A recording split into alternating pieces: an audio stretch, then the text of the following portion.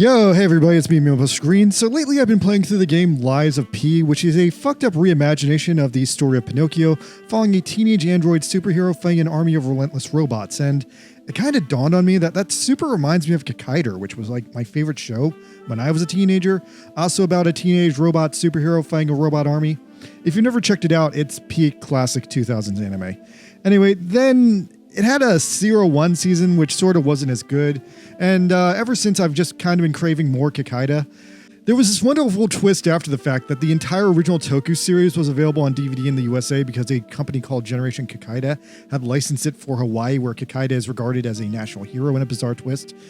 So I eventually saw the entire original Kikaider series, and that was great. I did also want to check out Live Action 01, but that was very expensive, so I could never afford it.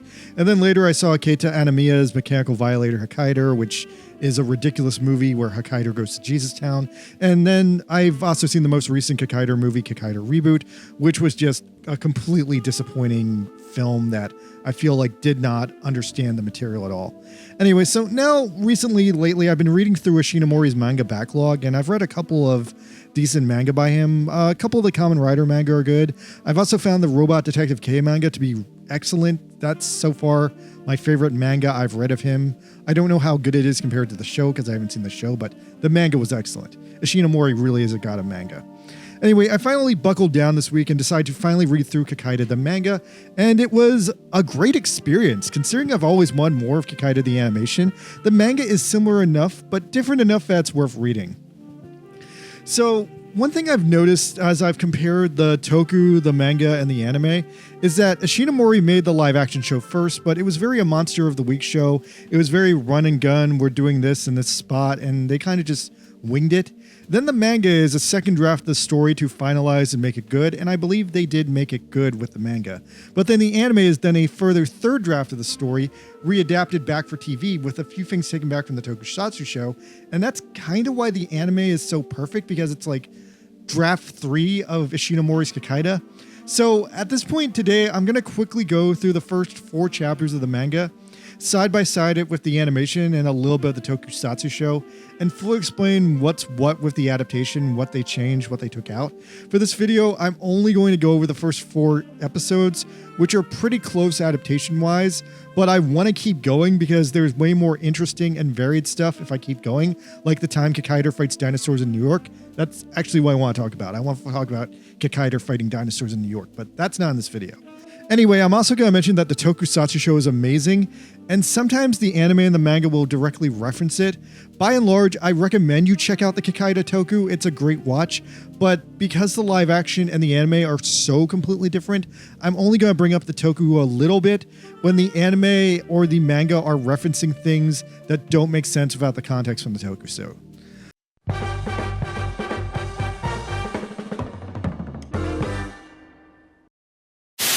この番組はヨランのスポンサーの提供でお送りします。Alright, so let's start with chapter 1, episode 1. So I want to say the first chapter and the first anime are very like 90% the same. The anime does an amazing job at adapting this first story, the start of the story.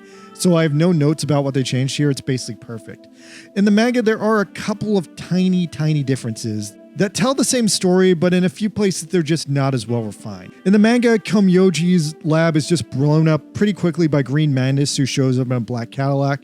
And the show, they upped the drama in this moment by having Professor Gil show up himself with the Mantis and with Grey Rhino King, and it's way more dramatic. It also pretty clearly explains that Gil took Komyoji away, whereas in the show, Gil doesn't take Komyoji until the 3rd act, and in the manga, it's just ambiguous whether Komyoji is alive or not, with most people concluding that he isn't. So after the lab explodes in the manga, Komyoji sends this weird R2-D2 droid to Mitsuko to give her the plot information.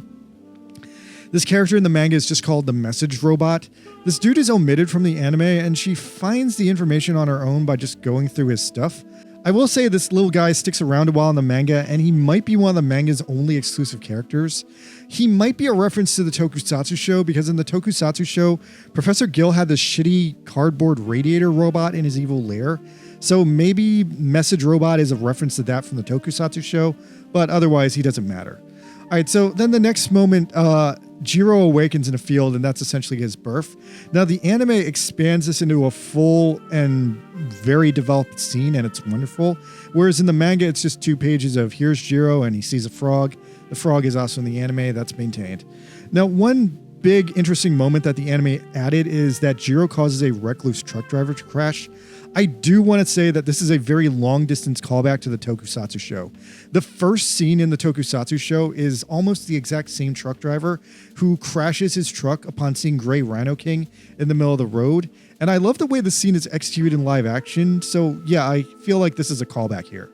Then there's another random moment where some kids ask Jiro to get their plane out of a tree, and Jiro ends up killing the tree by just knocking it over. And then finally, out of nowhere, there's a very inconclusive battle with Silver Tortoise.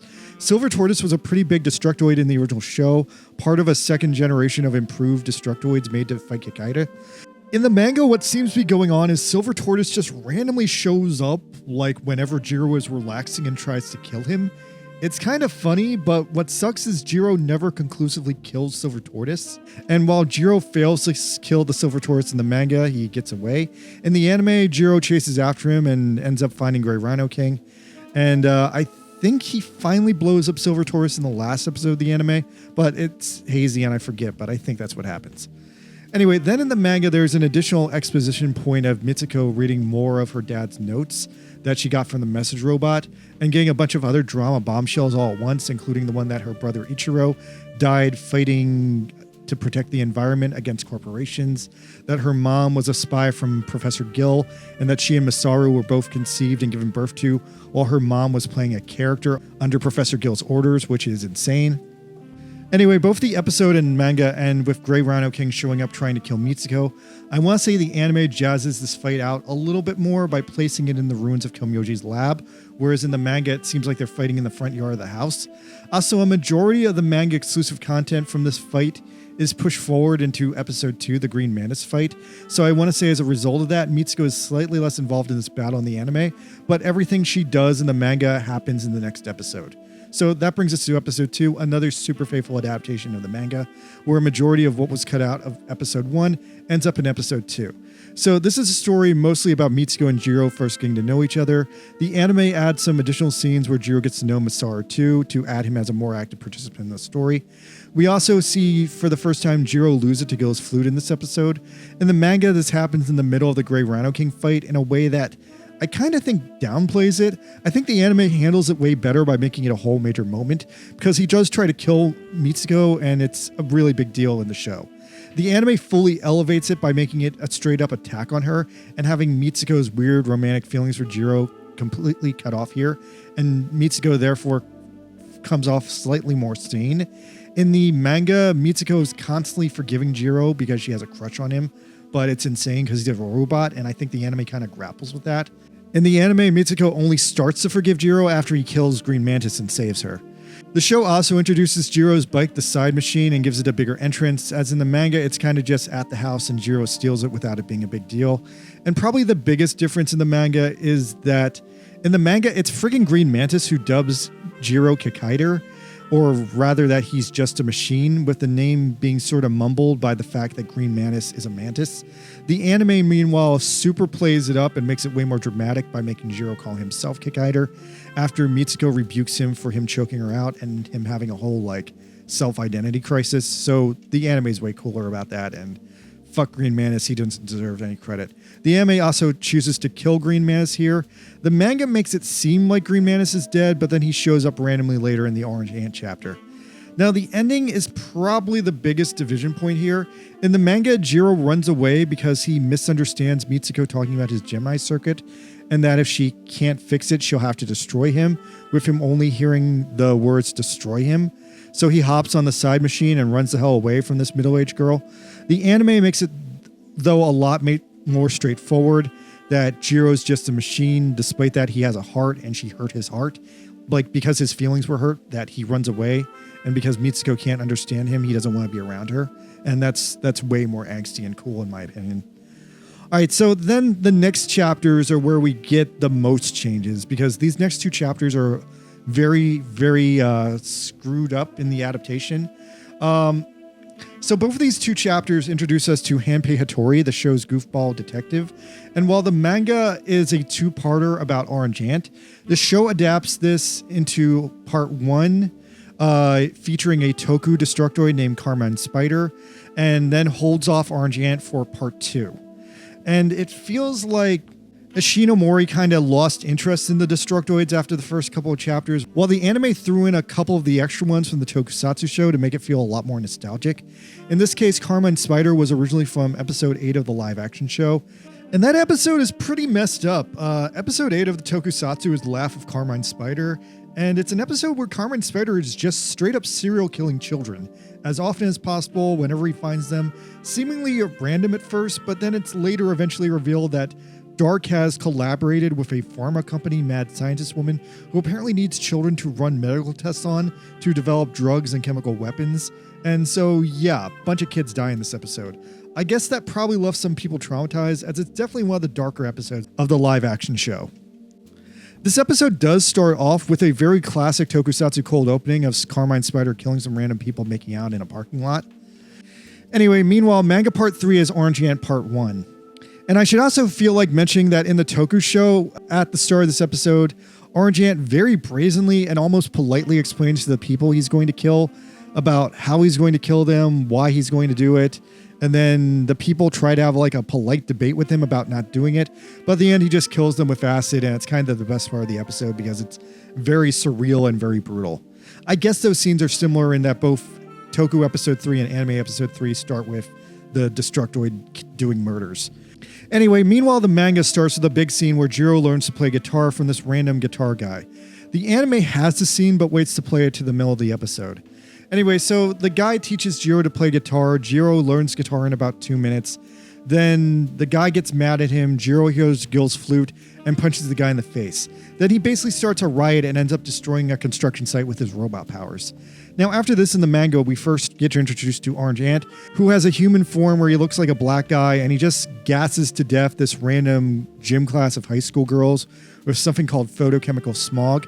I had to look this up, but this is apparently a weird historic reference to a real-life incident where photochemical smog from a factory in Japan in the 70s also nearly killed a class of teenage girls doing gym exercises on a playground, and I think this was also visually referenced in Godzilla vs. the Smog Monster, because for Japanese people at the time, it was considered a national tragedy. Anyway, after this, Jiro follows Orange Ant, but he doesn't hold him accountable for killing the 3 kids. And then the next scene in the manga introduces us to Hanpei Hattori. Now, I want to mention that at this point in the manga, Hanpei has this hippie design modeled after the outfit the character wore in the first episode of the Tokusatsu played by Shun Ueda. Later on, the manga refines his design to something more like a classical detective, and the anime introduces him right away with this later design.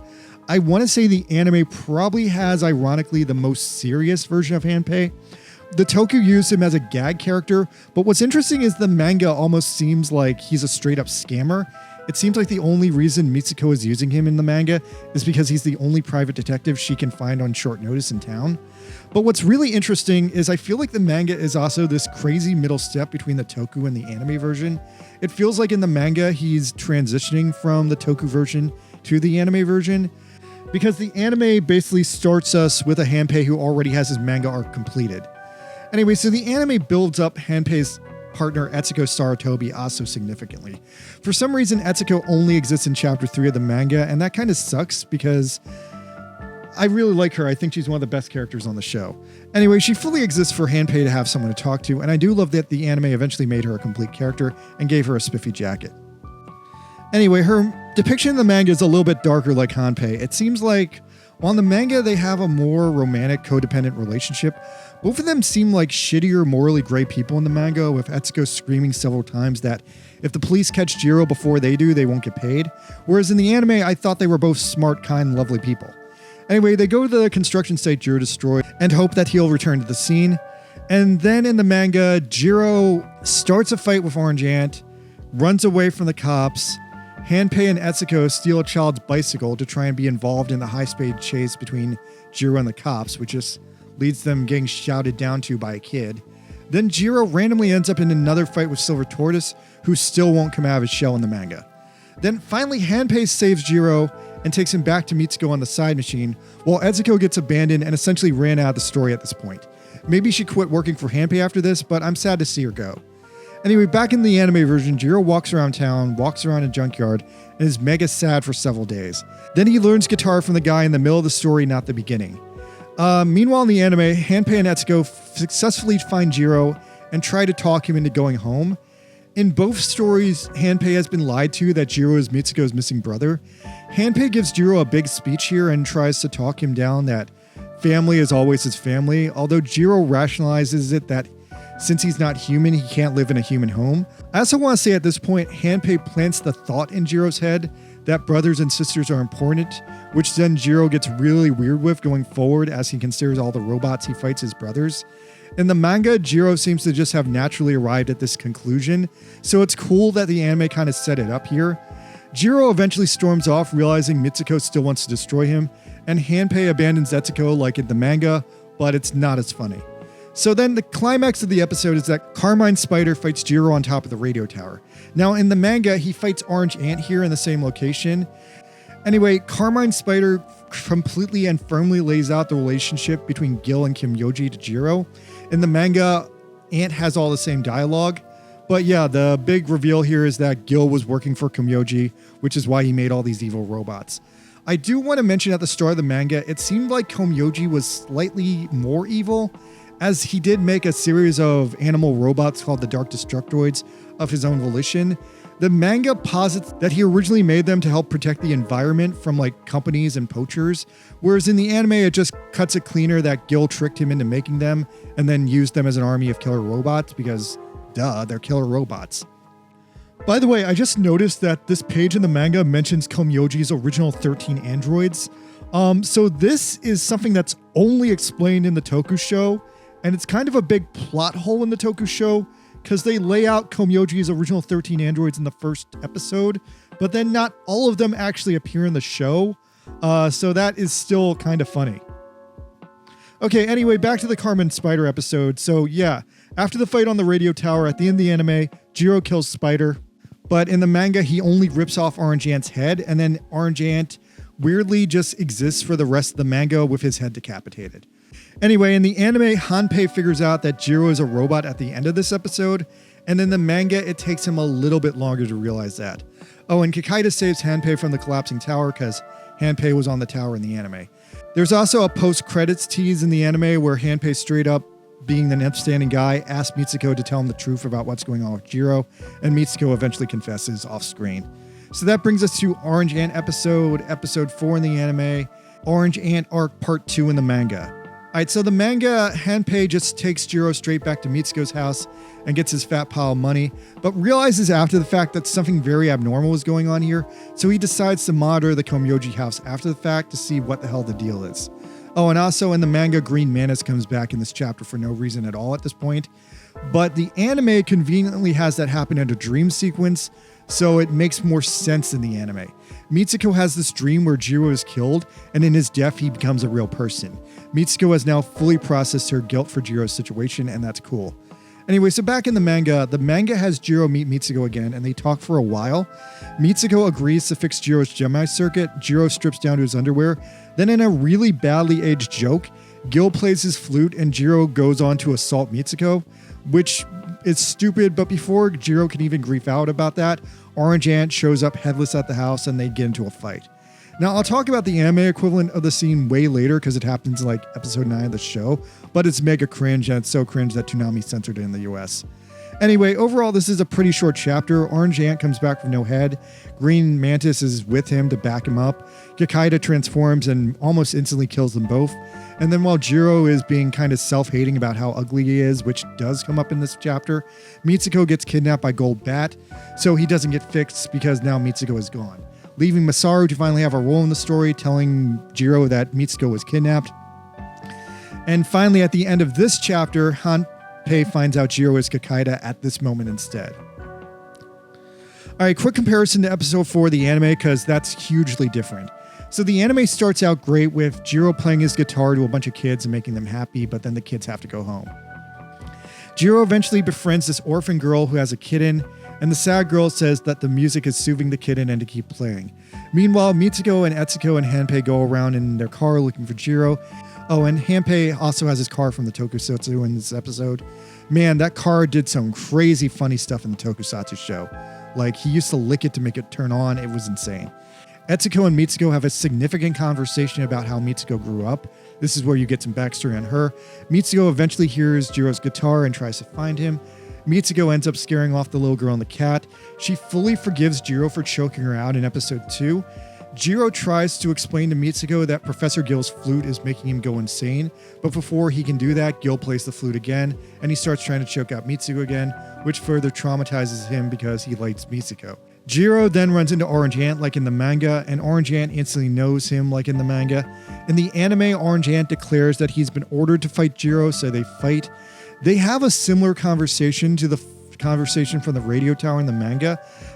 In the manga, they had a very long conversation in the radio tower, so Carmine Spider got some of that dialogue. The rest is playing out here. Orange Ant also has his acid shooters from the Toku show, which is a nice callback. And Ant's design is a little bit more refined in the manga. In the manga, he has a weird giant A on his face for Ant. Oh wait, in the anime, he still has that on his face. It's just somehow better looking and less noticeable. Anyway, in the middle of the fight, Gil gives Orange Ant the order to kill the little girl.